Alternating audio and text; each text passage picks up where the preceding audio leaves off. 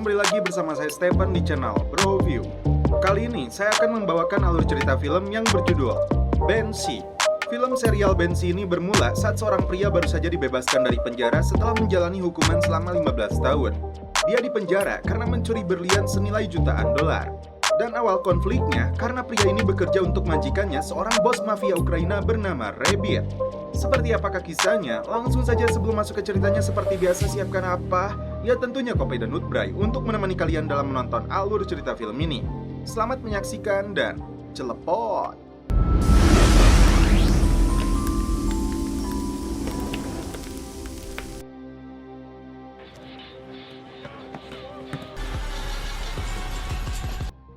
Di awal film, diperlihatkan tokoh utamanya yang bernama Lucas Hood, narapidana kasus perampokan yang baru saja bebas setelah menjalani hukuman penjara selama 15 tahun. Bukan hal yang sulit bagi Lucas untuk mencuri mobil yang dia gunakan untuk menemui rekan lamanya yang seorang hacker bernama Job. Fuck me.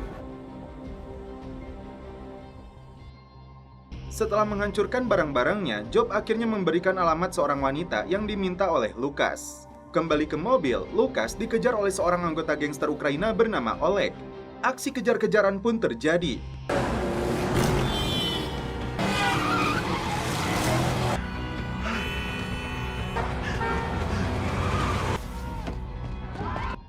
Lucas berhasil kabur dengan merampas sebuah motor.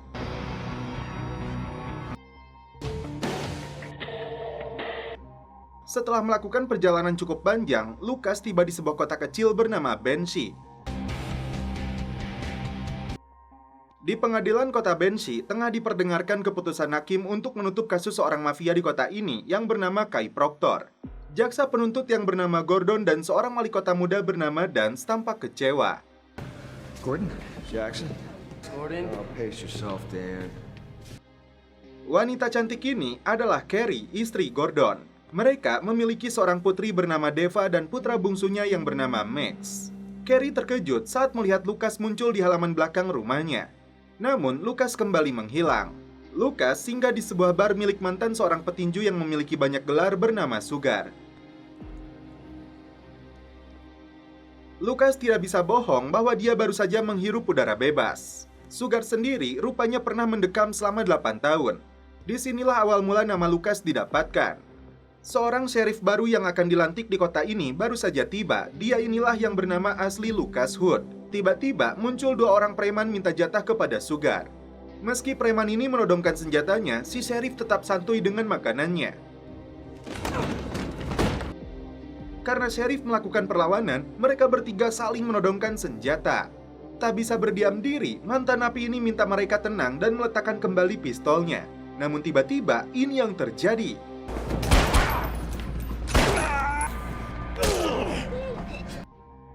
Sheriff itu tewas ditembak mereka, begitupun dengan dua premannya. Sugar menyuruh Lucas untuk pergi. You better get out of here. Mayat-mayat ini akan dia urus sendiri.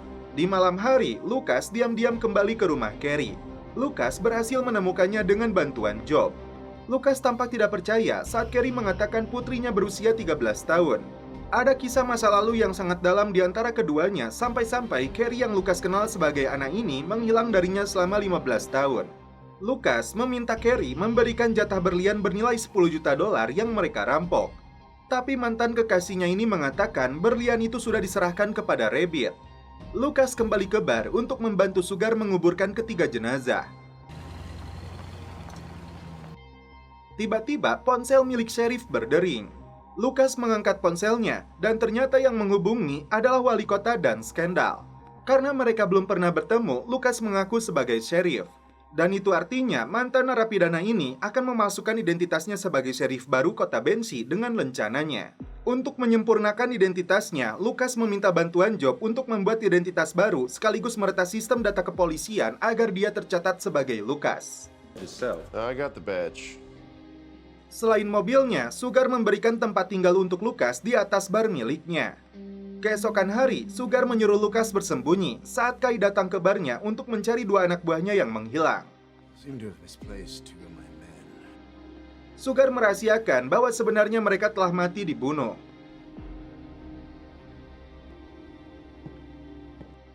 Untuk mencegah masalah lebih besar, Sugar memberi Lucas uang agar dia pergi dari kota ini. Tapi, Lucas nekat menemui wali kota muda ini untuk melanjutkan rencananya.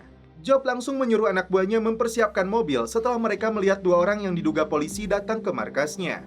Setelah menyadari mereka adalah anggota gangster, Job coba menyerang, namun dia tidak berdaya. Mereka adalah Oleg dan rekannya, anak buah mafia Ukraina bernama Rabbit yang sedang memburu Lucas. Setelah berpura-pura akan mengambil filenya, Job keluar melalui pintu belakang dan langsung meledakkan markasnya. Kembali ke Lucas yang diantar wali kota untuk menuju kantor sheriff. Lucas diperkenalkan dengan anak buahnya yang bernama Deputi Emmett, kemudian Brock, dan terakhir Deputi wanita bernama Kelly. Saat melakukan patroli, Brock melihat para pria dari keluarga Moody sedang membuat kerusuhan di sebuah pabrik kayu karena harga furnitur rumahan mereka jatuh dan bangkrut karena ulah pabrik. Mereka berani mengepung Lucas, namun sheriff baru ini tidak gentar. Yeah, yeah. All right, boys. Easy, deputy. Civilian here. Setelah perkelahian terjadi, Kai datang menghentikan si Cole yang hendak memukul Lucas menggunakan kayu. Kai mengaku kepada Lucas dia sebagai pengusaha daging, dan pria yang berjenggot tebal ini rupanya ayah Kai. Namun tampaknya hubungan keduanya tidak baik-baik saja. Lucas sempat mencuri dompet milik Deva untuk memastikan usianya. Apakah Lucas curiga bahwa Deva sebenarnya anak hasil hubungannya dengan Carrie? Tangan kanan Kai yang bernama Burton melaporkan dua anak buah mereka yang hilang itu teridentifikasi terakhir berada di barnya Sugar. Saat Cole datang, dia meminta maaf karena tidak tahu orang tua yang mereka serang itu adalah ayahnya Kai. Tak ada kata ampun, bos mafia ini menghajar si Cole hingga giginya copot.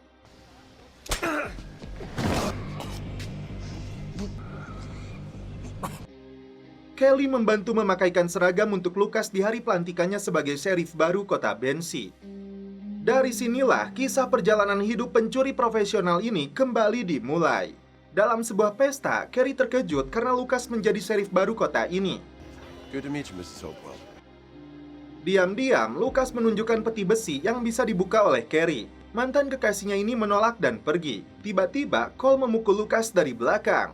Tak sampai di situ, Cole melepaskan tembakan ke arah Kai hingga Lucas bangkit kembali menembak Cole hingga tewas.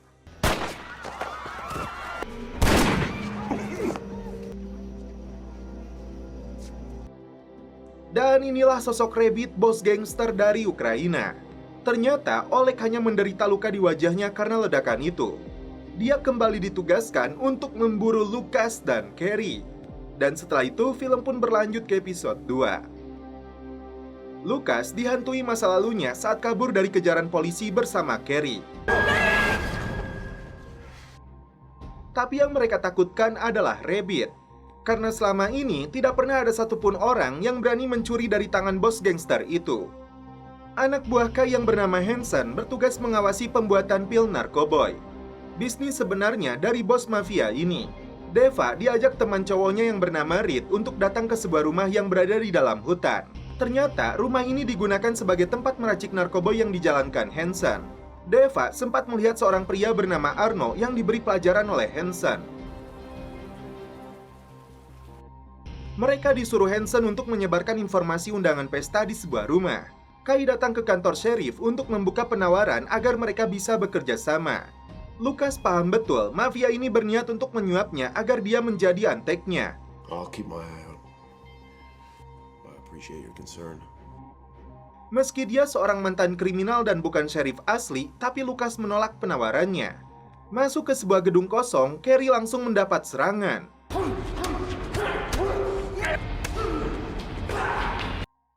Ternyata dia sedang melakukan latihan.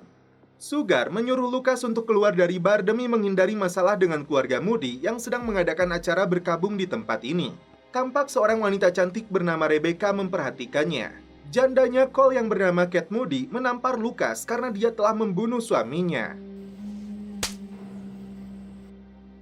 Tak sampai di situ, dua saudara Cole yang sedang mabuk menodongkan senjatanya kepada Lucas. Tapi sheriff baru ini tidak bergeming. Marcus, right? Your Dex? That's right. Shut the fuck up. Why don't you make... Sugar muncul dengan shotgunnya agar mereka meletakkan pistolnya. Lucas bisa saja menangkap mereka, tapi dia memilih untuk melepaskannya. What? Rebecca yang seksi kembali menatap tajam Lucas dan setelah itu mereka pun celepot. Kisah masa lalu Lucas terungkap saat dia dan Carrie mencoba kabur membawa berlian curiannya. Lucas memilih untuk menyerahkan diri agar Carrie selamat. Pria berjenggot bernama Dumen melapor ke kantor sheriff bahwa di sebuah gudang di dalam hutan akan diadakan pesta bebas. Ternyata pemuka agama ini memiliki seorang putri dan dia adalah Rebecca. You too. Rebecca. Sebelum bergerak ke lokasi, 3 deputinya mempersiapkan persenjataan dan amunisi. Ratusan anak muda datang ke acara ini sambil menikmati narkoba yang dijual oleh Hansen. Sedangkan Deva dan temannya Reed yang seorang DJ ikut mengonsumsi barang haram tersebut. Tiba di lokasi pesta, 3 deputi sheriff ini akan mengepung lokasi itu. Tapi Lucas memilih untuk menyelinap masuk, memburu langsung dalangnya. Tindakan pertama Lucas adalah melumpuhkan keamanannya. Setelah berhasil masuk, Lucas sudah menargetkan si Hansen. Tiba-tiba terjadi kepanikan karena Reed dan beberapa anak muda di sana mengalami overdosol. Polisi pun membubarkan pesta tersebut. Lucas sendiri berusaha mengejar si Hansen namun dihalangi pengawalnya.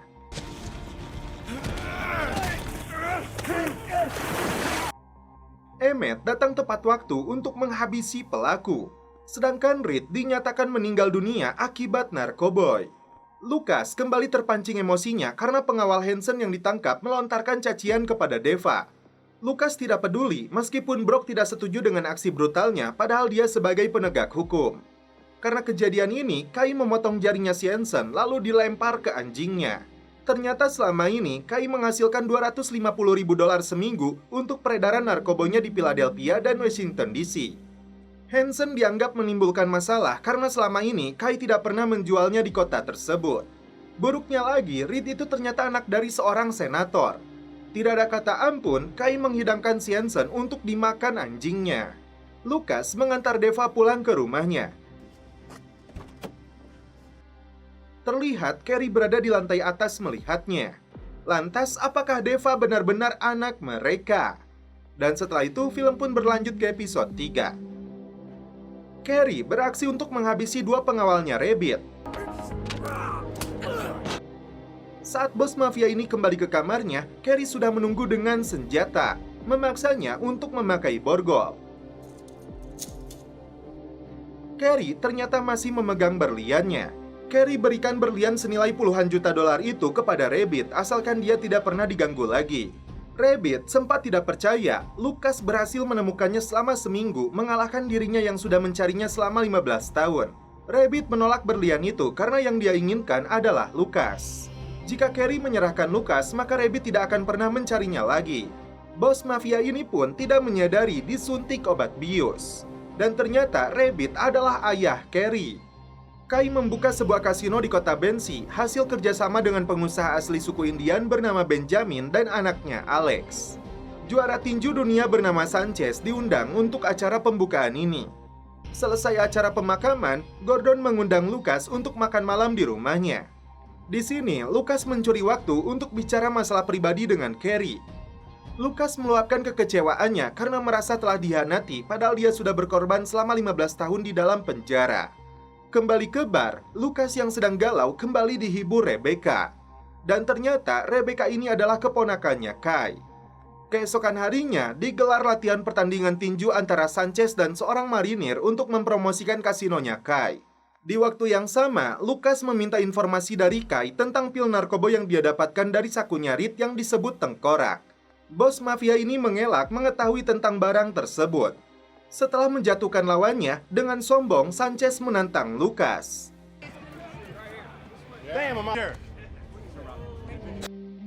Namun Sheriff Bensi ini tidak mau menghiraukan bacotannya. Seorang pelayan seksoy kini menjadi incaran petinju ini. Carrie menodongkan senjata dan melemparkan berliannya kepada Lucas agar dia pergi dari kehidupannya. Merasa telah direndahkan, Lucas menolak berliannya dan memilih tetap tinggal di kota ini. Pelayan sekso yang dibawa Sanchez berakhir di rumah sakit akibat babak belur dipukulinya.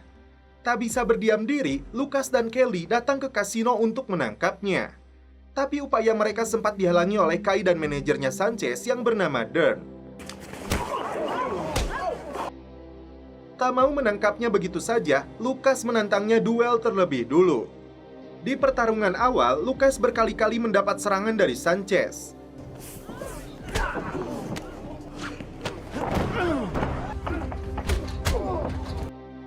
Bagaikan Mike Tyson, karena terdesak, Lucas menggigit telinganya. Meski sudah babak belur, Lucas kembali bangkit dan menghajar habis-habisan petinju ini hingga tidak berkutik.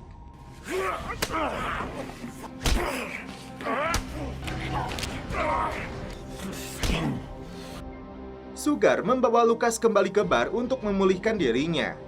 Bos mafia ini kembali geram dengan sheriff baru ini yang sangat sulit untuk ditaklukkan, tidak seperti sheriff-sheriff sebelumnya.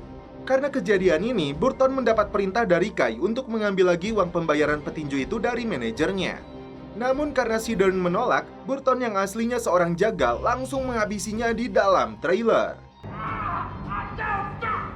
Dan setelah itu, film pun berlanjut ke episode 4. Lucas menghubungi Job saat dia terjebak di sebuah lorong bangunan museum setelah mencuri sebuah lukisan.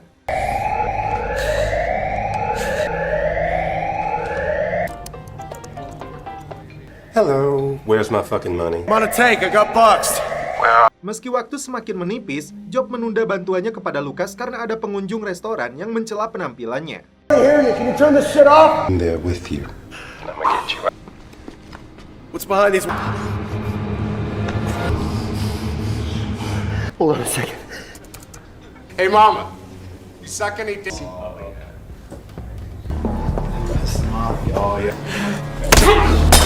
Now I am going back to my rest of his life. Knock on a sister. Di waktu yang sama, Carrie menghubungi Lucas. Meski mengaku tidak menyukainya lagi, tapi Carrie memberi perhatian agar Lucas tetap tenang. Setelah berhasil membuka akses pintunya, Lucas melumpuhkan 2 orang polisi. I hear sirens. 1 second. Done.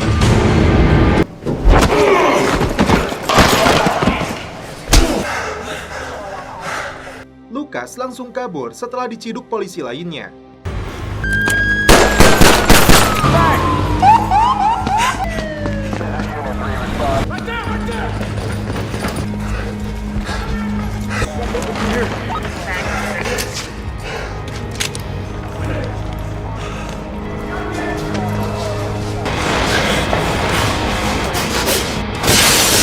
Aksi pengejaran pun dilakukan hingga Lucas terjebak di tengah jalan.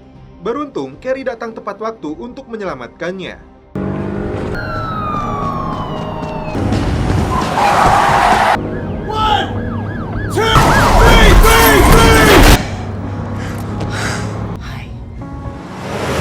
Kembali ke kota Bensi, Lucas dijemput oleh Sugar. Carrie beralasan mau menyelamatkannya karena dia tidak mau keberadaan mereka di kota ini terdeteksi oleh Rabbit. I had it Is it with you? Thing you're doing? It's one long in bunch. the getaway car. So am I. Shut the... Sheriff wasn't good enough. Now you want to be a... Always leave the take behind. Di pagi hari, Senator Schumacher sudah menunggu Lucas di kantornya. Karena kematian anaknya yang tewas akibat narkoboy, senator ini menekan Lucas untuk segera menangkap dalangnya. Untuk menyelidiki kasus ini, Lucas memanggil Deva. Dari pengakuannya, sebelum pesta dia melihat Arno Weber bertemu dengan Hansen. Datang ke kantor sheriff, Carrie melampiaskan kemarahannya karena putrinya dipanggil tanpa ada pemberitahuan kepada dirinya. Lucas dan Deputi Emmett mendatangi rumah si Arno yang berada di dalam komunitas para preman pengangguran. You seem angry. Hey, it's okay, guys. He's one of us.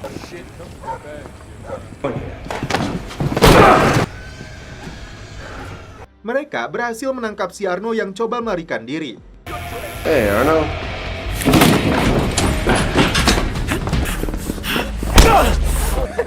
Penn State, right? What do you want? Why'd you run? Off the grid. I'm not telling you. What are we gonna find if we toss your apartment? Ternyata dia menyimpan potongan tangannya si Hansen yang dia temukan di dalam rumah jagal milik Kai. Bahkan Arno sengaja merekam saat Kai menyuguhkan si Hansen kepada anjingnya. Ponsel itu Lucas sita untuk diperlihatkan kepada jaksa Gordon. Dengan bukti ini mereka bisa menangkap Kai dengan dakwaan pembunuhan. Saat itu juga Lucas dan Emmett bergerak ke rumahnya untuk menangkap Kai. Bos mafia yang sedang berlatih bela diri tidak melakukan perlawanan saat Lucas membawanya. Sheriff? They're under arrest. Not kill. Christopher Hansen. It saddens me that you continue to hold me with this.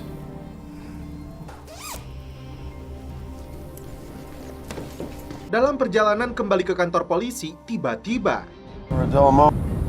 Deputy Honors, man. Already know all. ternyata pelakunya adalah keluarga Moody yang sangat dendam kepada Lucas atas tewasnya Cole. Kai sendiri diikat di sebuah pohon. Hanya Emmett yang belum jelas nasibnya. My brother's teeth out. One. We'll see who's crying then.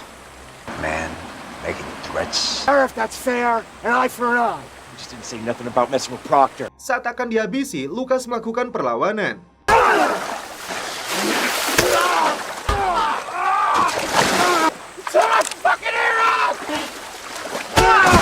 Telinga si Marcus sampai buntung disabet Lucas. Beruntung, Emmett datang tepat waktu menyelamatkan Lucas. I get that. Go home. If this ever happened. You let us go? Fuck out of here. Tidak ingin melanjutkan permusuhan, Lucas mengampuni dan membiarkan mereka pergi. Kembali ke Cady, deputi lainnya dan pengacara Kai terkejut saat melihat kliennya babak belur. Bosan dengan ocehannya, Lucas hampir saja menghajarnya. Sugar mengatakan kepada Lucas bahwa dirinya ingin terlibat dengan apapun yang direncanakan olehnya.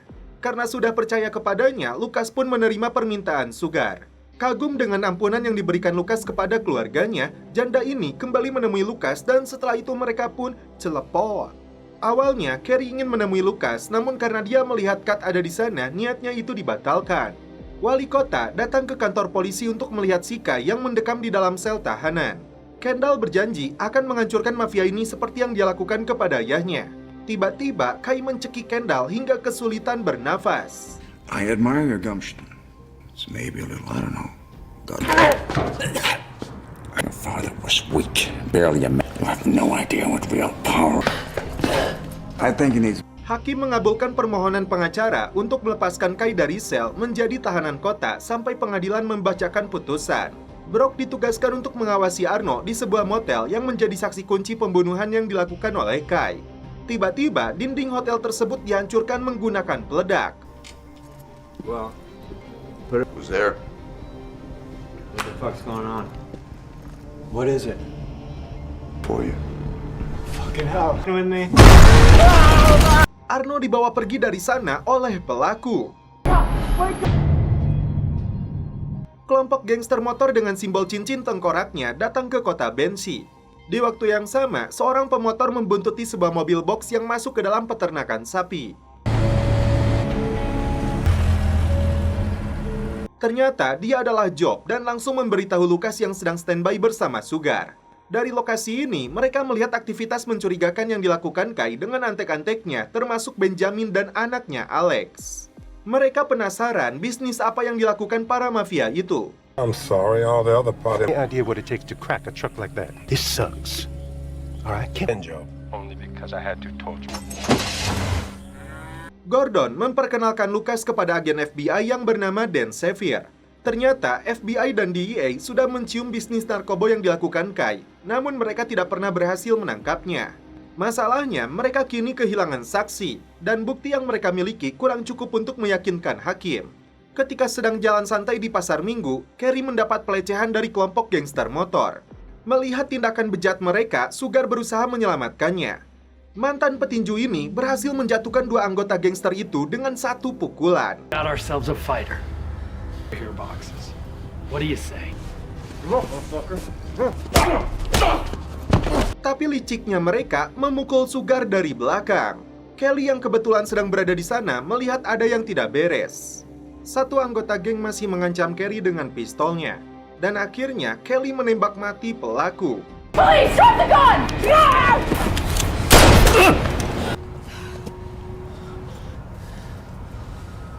Tiba di lokasi, Lucas mengecek keadaan Carrie. Sedangkan Sugar dilarikan ke rumah sakit karena kepalanya bocor. Lucas melampiaskan kemarahannya karena dendam kepada geng motor itu. Meskipun salah satu anggotanya sudah tewas, ternyata geng motor ini tidak mau kabur, tapi merencanakan teror di kota Bensi. Kelly tidak bisa meluapkan kejadian tadi siang karena selama menjadi sheriff, ini kali pertama dia membunuh orang. Carrie sendiri melampiaskan amarahnya dengan berlatih menembak. Ban mobil Kelly ditusuk oleh pimpinan gangster motor itu yang mulai meneror Kelly karena telah menembak mati anggotanya. Saat Lucas datang, Kelly ikut bersama Emmett untuk melakukan pencarian tempat persembunyian mereka. No, that's not a good luck at the festival. Stay in touch. Parahnya lagi, saat ada acara karnaval, kelompok gangster motor itu membuat kerusuhan. Mereka menabrak orang-orang di sana. Lucas dan Brock kewalahan untuk menangkap mereka. Tidak mau berdiam diri, Rebecca yang sedang menjaga stand makanannya melesatkan pisau ke arah salah satu pelaku.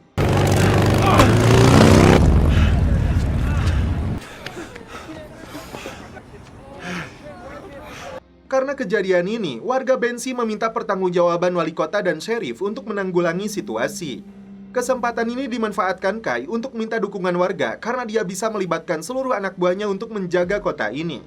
Dengan tegas, Sheriff Lucas menjamin keamanan kota ini dan festival akan tetap dilanjutkan. Lucas hanya tersenyum saat orang tua Rebecca menyerahkan pisau yang digunakan putrinya untuk menikam pelaku. Sementara itu, Lucas menyuruh Kelly untuk standby di rumahnya sampai emosinya terkendali. Deputi cantik ini pun tidak bisa membantah perintah Lucas. Di malam harinya, Kelly tidak menduga kelompok geng itu menyerang ke rumahnya. Deputi ini berusaha mengejar, namun mereka malah membakar rumahnya hingga rata dengan tanah.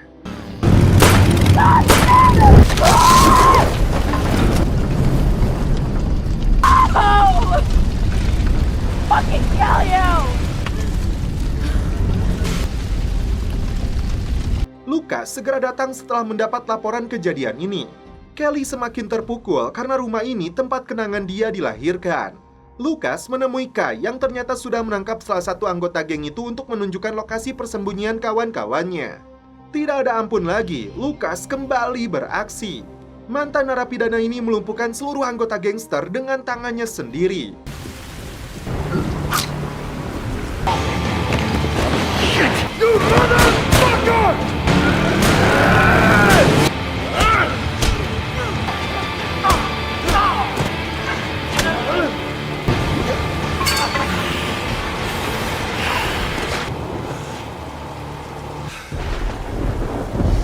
Di pagi harinya, Job ditugaskan untuk menyerahkan mereka ke kota Cleveland yang sudah melayangkan tuntutan untuk geng ini karena perbuatan onarnya.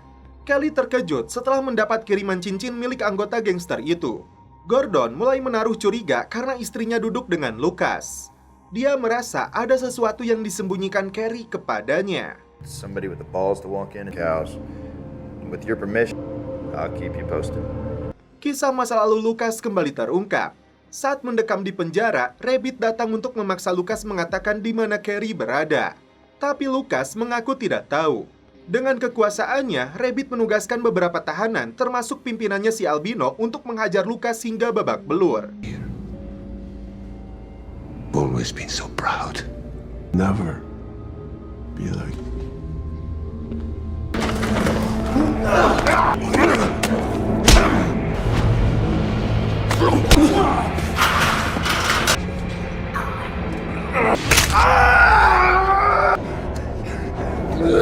Tiap hari, di dalam penjara itu, siksaan demi siksaan harus diterima Lucas. Single day, go to sleep.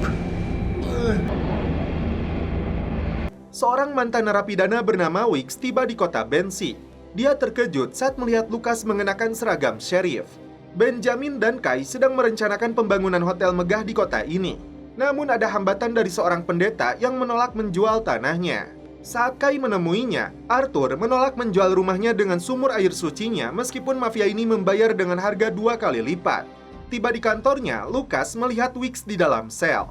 Ternyata saat Lucas mendapat perawatan di klinik penjara, hanya Wicks yang bersedia membantunya. Wicks mengatakan Lucas harus pasrah pada ancaman si Albino jika dia mau tetap hidup. Karena itulah Wicks tahu betul Lucas. Jika dia buka mulut, identitas Lucas yang sebenarnya akan terbongkar. Secara kebetulan, Carrie datang ke restoran yang sama memperhatikan Lucas dengan pria ini. Melihat kedekatan mereka, teman Carrie merasa curiga ada hubungan spesial dengan Carrie dan Lucas. Karena pria ini pengangguran, Lucas menempatkan Wicks di sebuah hotel. Saat di dalam penjara itu, Wicks memberitahu Lucas pria bernama Billy yang menjadi anak kesayangannya si Albino. Dengan tangan yang masih terpasang gip, Lucas nekat menemui si albino untuk menawarkan kesepakatan. Tapi Algojo ini hanya setia kepada Rabbit. Dan Lucas akan dia jadikan anak kesayangannya juga seperti halnya si Billy untuk memuaskan hasratnya. Di luar dugaan, Lucas menikam leher si Billy dengan sajam yang disembunyikan di balik perbannya. Here's bitch now. Akibatnya, Lucas ditempatkan di sel isolasi selama 90 hari ke depan.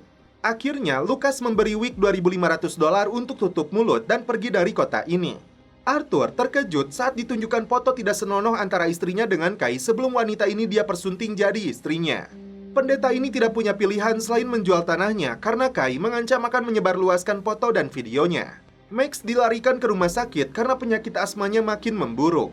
90 hari berada di sel isolasi, tiap hari yang dilakukan Lucas adalah melatih kekuatan fisiknya. Bukannya pulang ke kampung halaman, Weeks malah menghabiskan uang yang diberikan Lucas dalam semalam di meja judi.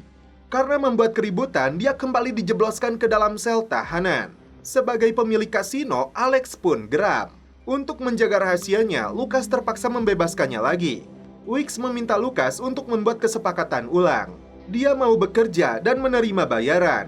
Hari itu, Wick memberinya sajam setelah Lucas keluar dari sel isolasi. Consider it an investment. You owe me.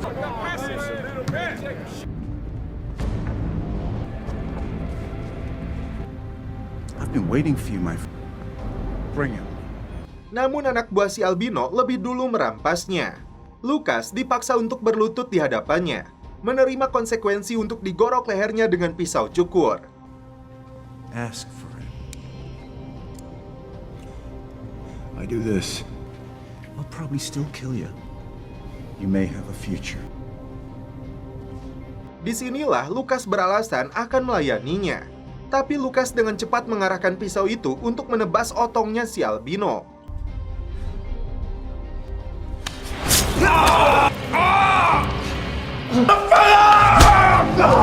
Tak hanya itu, Lucas melakukan perlawanan hingga akhirnya mematahkan lehernya dengan barbel.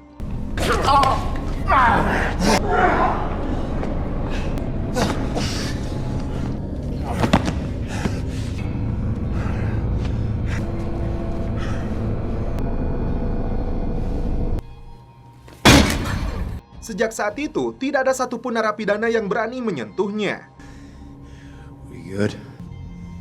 I knew guys like Carrie menghubungi ayahnya untuk menyatakan dia siap menyerahkan Lucas kepadanya. where? I'll let you know. She will bring him.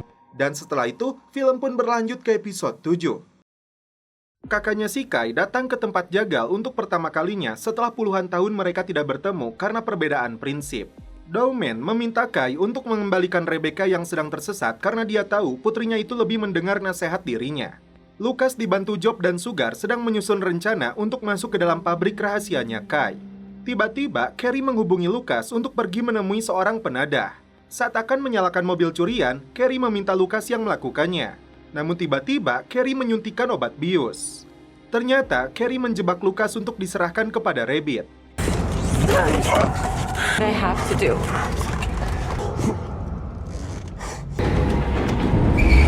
Dua perampok tiba-tiba muncul saat Emmett belanja di sebuah minimarket.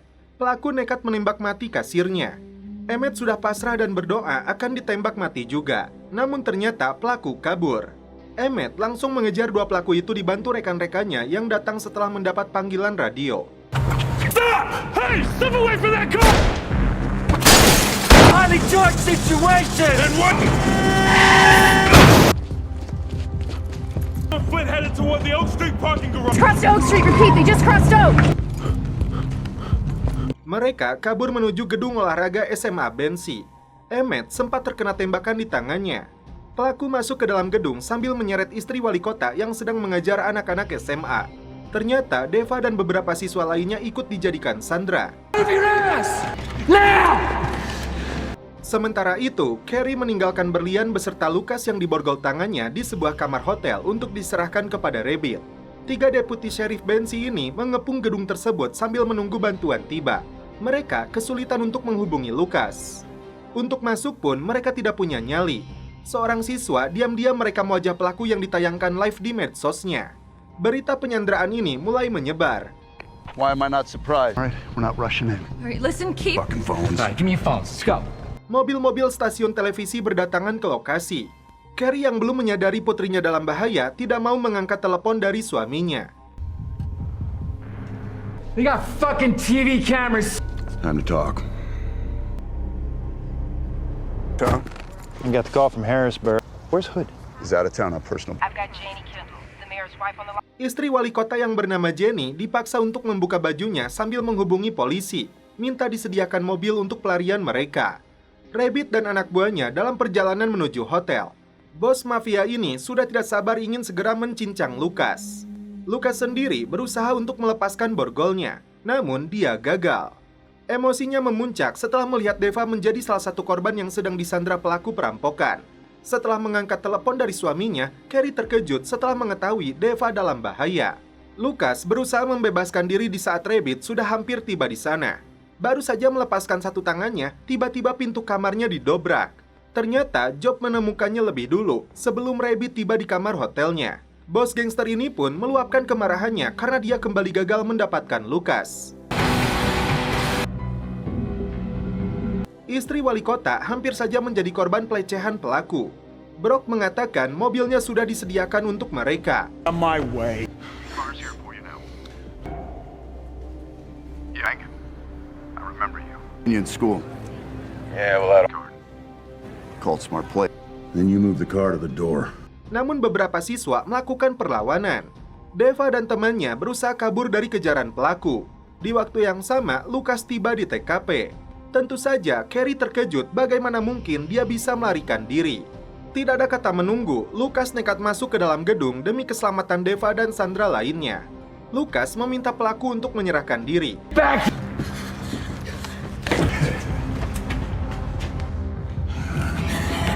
Tim SWAT pun tiba di lokasi. Akhirnya, Lucas berhasil menghabisi satu pelaku. I believe. Hey, Nathan, I can help you. I can. Kill you. Fucking kill. I'll kill her, Nathan. I have a fucking killer. All you up.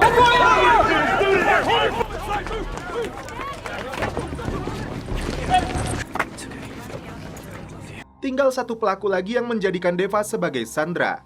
Saat Deva membungkuk, Lucas langsung melepaskan tembakan untuk menghabisinya. The fuck happened? Get down, Sheriff. Fucking gun now. Situasi pun berhasil dikendalikan. Carrie merasa lega putrinya berhasil selamat. Dan orang yang menyelamatkannya justru orang yang ingin nyawanya dia serahkan kepada ayahnya. Saat melihat tayangan berita, Rabbit terkejut karena Lucas yang dia buru kini menjadi sheriff di kota Bensi. Santuy di dalam bar, Kai datang untuk mengucapkan terima kasih kepada Lucas atas aksi heroiknya. Kai sendiri merasa lega karena saksi kunci yang hilang itu membuat dirinya kembali bebas. Kembali ke rumahnya, Carrie sudah menunggu Lucas. Dia minta maaf dan menyesal. Ingin sekali Lucas menembaknya karena tindakan bodoh yang dilakukan kepadanya. Namun cintanya yang begitu besar membuat Lucas tidak mampu melakukannya. Dan setelah itu mereka pun celepot. Oleg akhirnya dikirim Rabbit ke kota Bensi untuk kembali memburu Lucas. I can tell you that much. It's what I am. Pagi itu, Rebecca diusir oleh keluarganya karena melanggar aturan agama mereka. No, don't do this, Father. Daddy!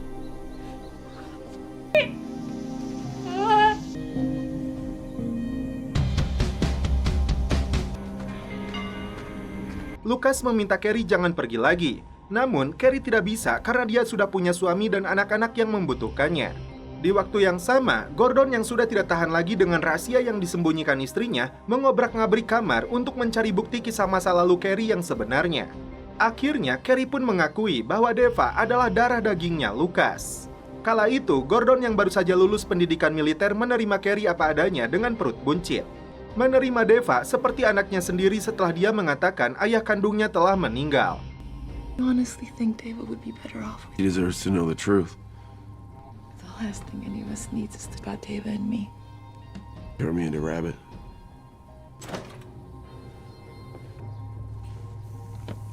Saat akan pergi, Carrie dikejutkan dengan kemunculan Oleg.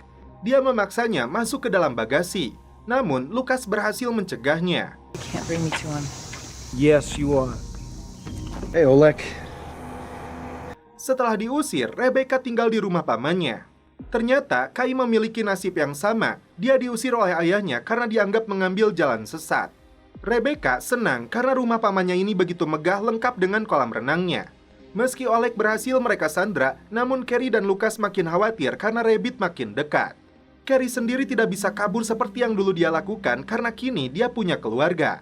Tiba-tiba Rebecca datang ke rumah Lucas. Tak mau menambah masalah, Lucas akan membawa Rebecca pergi sedangkan Carrie mengawasi Oleg. Ternyata Carrie mengetahui bahwa Oleg sebenarnya mencintainya. Namun Oleg memilih tetap setia kepada Rabbit. Di luar dugaan, Oleg berhasil melepaskan borgolnya. I would have been good to you. To kill you right here. Kill me. You should run.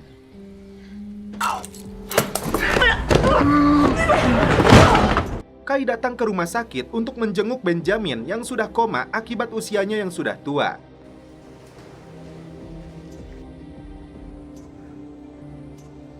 My good friend. Pertarungan sengit terjadi antara Carrie dan Oleg. Keduanya saling melepaskan pukulan untuk menumbangkan satu sama lainnya.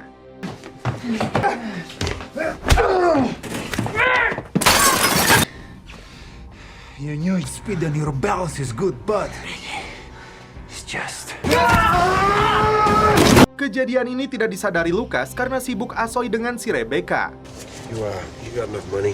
No, hey.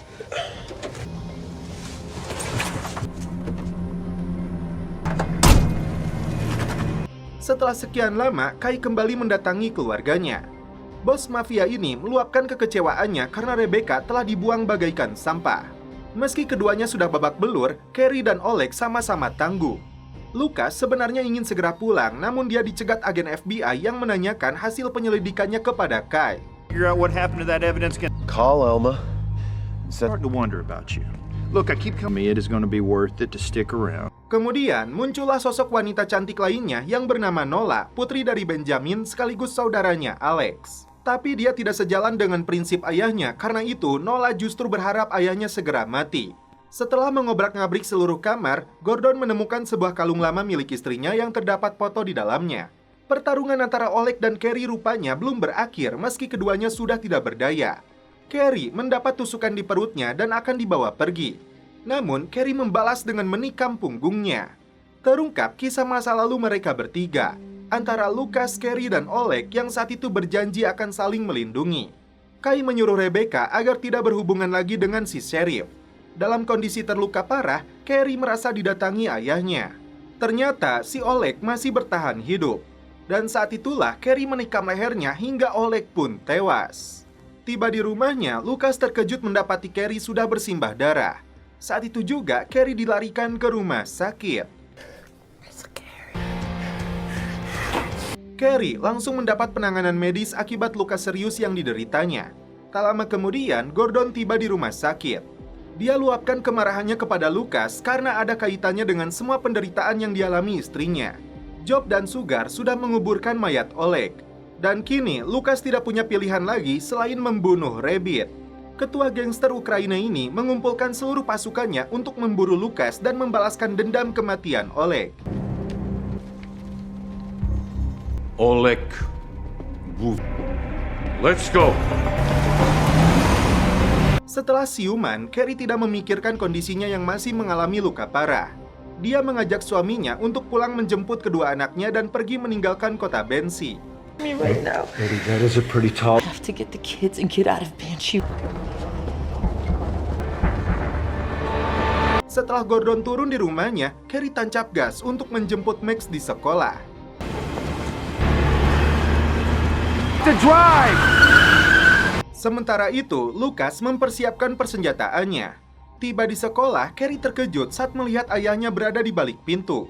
Kai mengajak Rebecca untuk terlibat dalam bisnisnya. Setelah sadar, Carrie kembali bangkit untuk mencari Max. Namun ternyata anak bungsunya itu sudah lebih dulu dibawa pergi oleh Rabbit. Yeah, and go. Get away from him! He's gonna take... Max! Where's Max? Carrie akhirnya datang ke kantor polisi. Lucas meminta Carrie untuk tenang, namun setelah Gordon datang, Lucas disuruh keluar. What he will and will not do! Nothing happened to your family. I promise. I mean it. Do not let her out of your life alone. Carrie pun mengaku kepada Gordon bahwa orang yang menculik anak mereka adalah ayahnya sendiri yang dulu dia katakan sudah meninggal. Di sisi lain, agen FBI datang untuk mengambil alih kasus ini. Sheriff dan seluruh deputinya kini bertanggung jawab kepada mereka. Scene berpindah ke proyek pembangunan hotel yang dilakukan Alex dan Nola. Terjadi perselisihan dengan Kai karena dia mengaku terlibat juga dengan mega proyek ini sesuai kesepakatannya dengan Benjamin. Untuk membuktikan kekuasaannya, Kai meniup peluit. Dalam seketika, seluruh pekerja proyek menghentikan pekerjaannya.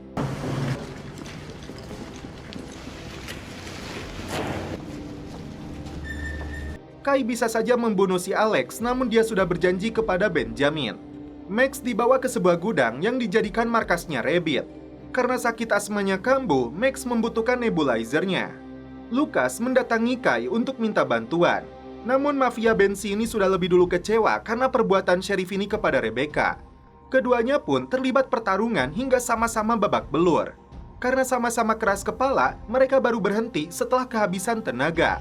Akhirnya, Kai akan membantu Lucas untuk melawan kelompok gangster kejam yang sedang memburunya. Tapi syaratnya, Lucas tidak boleh menyentuh lagi Rebecca. Gordon melihat Carrie sedang mengambil senjata yang disembunyikan di halaman belakangnya. Carrie tidak bisa menjelaskan dulu semuanya hingga Max selamat. Masuk ke dalam rumah, tiba-tiba Rabbit sudah berada di sana. Rabbit pun kini mengetahui Deva adalah anaknya Lucas karena usianya tepat 15 tahun.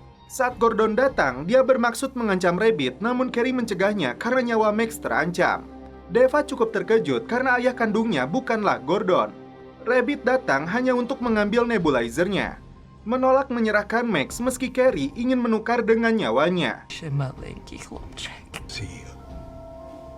leg. Push that shoe. Let me come with you. I can take care of him. Carrie berjanji akan membunuh Rabbit dengan tangannya sendiri. I'm gonna kill you.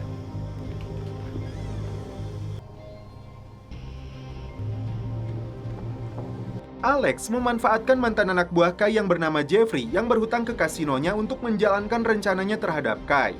That money belongs to $6 grand. Probably for $60 grand. Wipe your slate clean. For Kai Proctor, right? Yeah. Your dad, too. Just tell me what the plan is. Is that Jeffrey? Lucas terkejut karena Rabbit tiba-tiba muncul di lantai atas kantornya. Bos gangster Ukraina ini hanya ingin melihat wajah Lucas untuk terakhir kalinya. Lucas menyadari dirinya sudah berada dalam bahaya.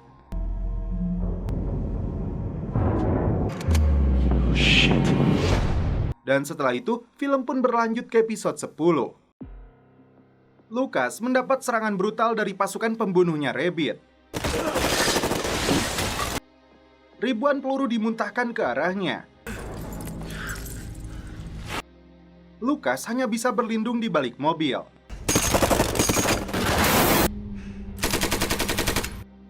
Dan ternyata Kai dan anak buahnya datang untuk menyelamatkannya. Kini Lucas harus berhutang kepada mafia bensin ini. Rabbit sendiri terkejut setelah mendapat laporan anak buahnya telah dibantai habis. Di pagi hari, anak buah Lucas dan agen FBI berdatangan ke kantornya. Karena Xavier mengancam akan melakukan penyelidikan terhadapnya atas kasus penyerangan ini, Lucas langsung melepaskan lencana sheriffnya untuk diberikan kepada Brock. Sementara itu, Job dan Sugar berusaha mencari lokasi persembunyian Rabbit yang diakuinya tidak mudah. Tiba-tiba, Carrie datang untuk membantu tim menemukan kembali anaknya. Lucas memutuskan untuk menyerahkan dirinya ditukar dengan Max. Why do you resist? Sacrifice yourself for the boy. Kai tiba-tiba mendapat serangan dari si Jeffrey. Muncul Barton untuk menyelamatkan majikannya itu. Sebelum mati, Jeffrey mengaku ditugaskan oleh Alex. Melihat kejadian itu, Rebecca langsung menolong pamannya. Lucas akhirnya dijemput oleh anak buah Rabbit. Nola melepaskan tembakan ke arah mobil asing yang memasuki pekarangan rumahnya. Ternyata pelaku mengirimkan potongan kepala Jeffrey sebagai bentuk peringatan kepada Alex. Lucas menyerahkan dirinya kepada Rabbit. Sebagai gantinya, Max diantarkan pulang ke rumahnya. Gordon memberitahu kabar baik ini kepada Carrie. Namun dia sadar Lucas telah mengorbankan nyawanya untuk keselamatan putranya itu. Setelah melacak ponselnya, Job dan Sugar berangkat untuk menyelamatkan Lucas. Meski suaminya melarang, Carrie bersikeras untuk ikut membantu mereka. Saat berada di dalam penjara, Lucas menyerang seorang wanita petugas rehabilitasi yang berpura-pura menjanjikan pembebasan bersyarat kepadanya. Padahal wanita ini adalah anteknya Rabbit yang rutin mengawasi Lucas. Dan kini Lucas harus pasrah berakhir di tangan Rabbit. Ini semua karena Lucas telah berani mencuri berlian miliknya.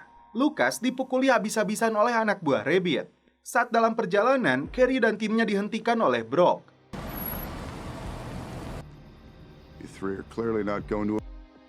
Kepala Lucas dibekap dengan plastik agar dia kesulitan bernafas. Rabbit begitu dendam karena Lucas telah merampas anak satu-satunya. Akhirnya, Brock, Kelly, dan Emmett akan membantu Carrie menyelamatkan Lucas. Tiba di lokasi, dua anak buah Rabbit yang menjaga gerbang langsung dihabisi. Pertempuran pun dimulai.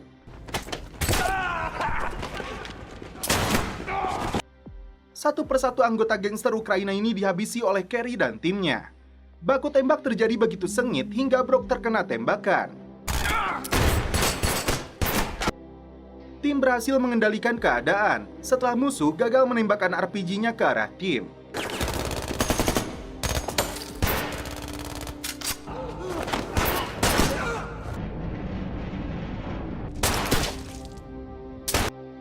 Rabbit sendiri tidak bisa berkutik setelah anak buahnya dibabat habis. Sesuai janjinya, Carrie akan membunuh Rabbit meskipun dia ayahnya sendiri. Dua peluru bersarang di tubuh bos mafia ini. Dan akhirnya Lucas pun selamat. Tim medis datang ke TKP. Anehnya, agen Xavier tidak menemukan jenazah Rabbit.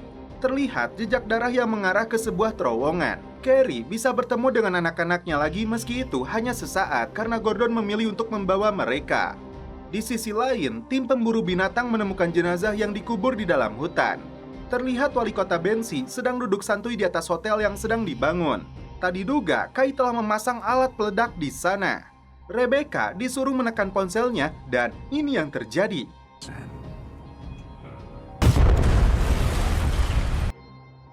Bangunan itu pun kembali rata dengan tanah. Kondisi Lucas makin membaik karena Kelly dengan telaten merawatnya. Lucas terlihat khawatir karena sampai detik ini mayat Rabbit belum juga ditemukan. Pertanyaannya, apakah dia masih hidup? Setelah mendapat laporan, FBI menggali kuburan kerangka manusia dan jika dilihat dari tangannya yang berlubang, sebenarnya itu adalah Sheriff Lucas yang asli. Putra Sheriff Lucas yang bernama Jason Hood terkejut saat melihat tayangan pertandingan yang menyebutkan itu adalah ayahnya.